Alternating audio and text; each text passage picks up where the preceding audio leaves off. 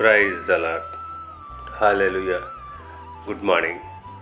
ఈరోజు దేవుని వాగ్దానము కీర్తనల గ్రంథము 19వ కీర్తన 8వ వచనము.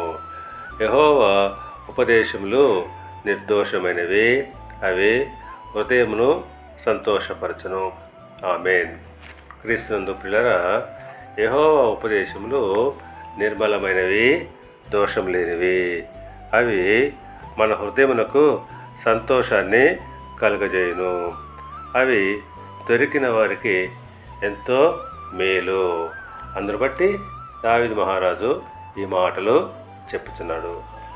ఇర్మియా గ్రంథము 15వ అధ్యాయము 16వ వచనం ప్రకారంగా, నీ మాటలు నాకు సంతోషమును, నా హృదయమునకు ఆనందమును కలుగజేయుచున్నవి.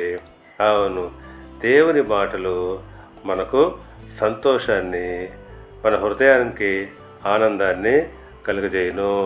కనుక ప్రియులారా, మనము దేవుని ఉపదేశముల కొరకై మనము ఎదురు చూచినట్లయితే ఆయన మనకు ఉపదేశము చేయును.